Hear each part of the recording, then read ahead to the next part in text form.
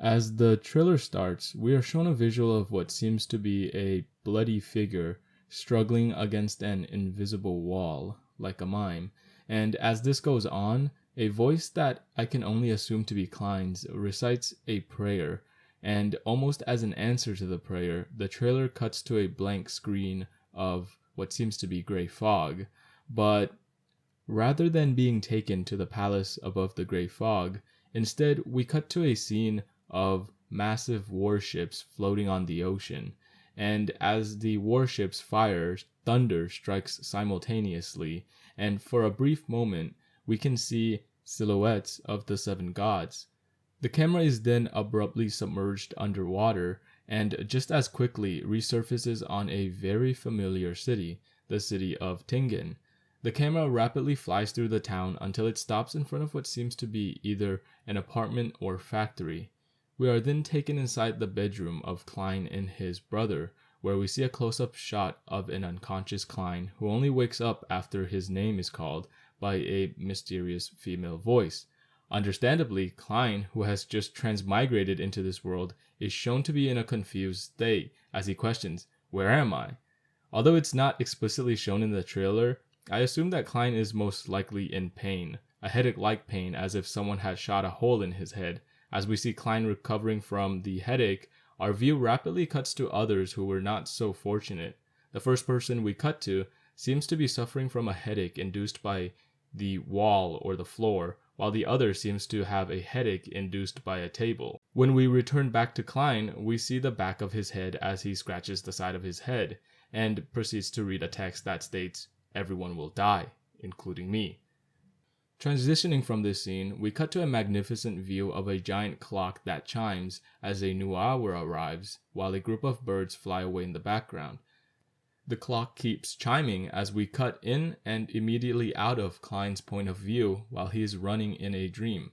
Please correct me in the comments if I'm wrong, but I assume that this scene takes place when Klein is being interrogated in his dream by the Nighthawks, since after all, Klein was the only one in his friend group that survived the serious headache outbreak. But what makes me uncertain about this assumption is when in the scene after, Klein fails to outrun the bricks and falls into darkness and is then subsequently surrounded by eyes. And in the novel, I certainly don't remember this taking place in Klein's interrogation, but as for now, this is my best guess as to what is happening. With that having been said, we cut to a view of Klein pointing his gun at us and then proceeding to inhale in the sweet, sweet fumes of the seer potion. The potion immediately hits Klein extra hard as he begins to see visions, and once again, if I'm correct, the voice welcoming Klein into the world of Beyonders should be a certain someone that every Lord of the Mysteries reader should be aware of. What strikes me about his voice is that I imagine him to sound a lot more older, whereas in the trailer it kind of sounds like a young person around Klein's age is welcoming Klein into the world of Beyonders. But moving on from that, we get this interesting shot where Klein's vision melds with reality, and a certain tree that he sees is transformed to that of one on a book.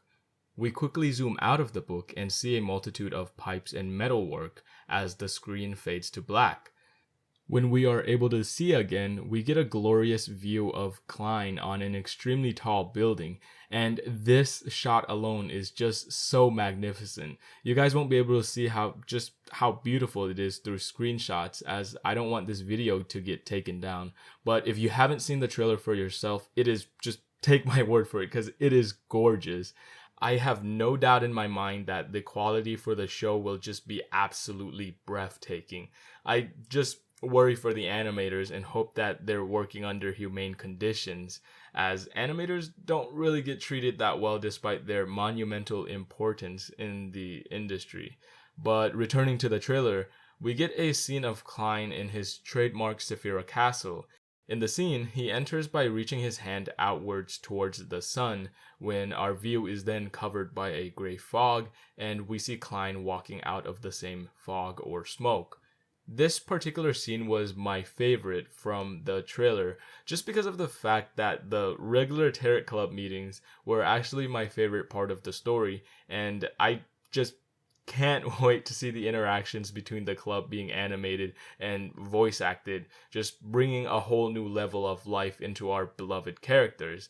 Some small details that I did notice in this brief scene was of how the back of Klein's hand had these four dots on it, and of how the Fool card had a strange symbol on it that was very similar to a 1.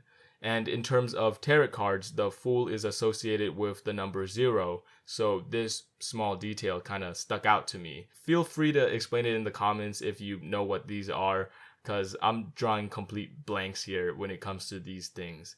Then from Saphira Castle, we return back to Tingen as we get this shot of a mysterious figure in a room holding an artifact that gives off a faint yellow glow in his hands. The artifact proceeds to break in the air as two bros combine and mutate into this horrific creature that Klein proceeds to throw hands with.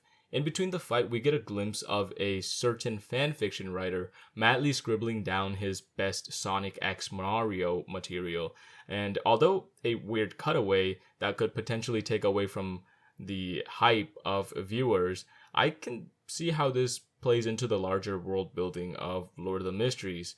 After the brawl in the street with the mutated creature, we then cut to a shot of Klein opening a gigantic cathedral door. Klein then proceeds to fight again in the cathedral with someone who is speculated to be a certain pregnant lady. The fight goes pretty well for Klein as he opens up his briefcase and completely obliterates his opponent with the power of the sun. And although Klein does get a little scratched up because of the immense power of the sun, he's probably doing fine. The scene ends with a shot of the whole city of Tingen as a massive light spreads throughout the whole city. And honestly, the fight and everything looks great. But if you have read the novel, then you're probably scratching your head as to why this certain fight played out the way it did and happened where it happened. And on this subject matter, this scene has actually already caused a bit of drama.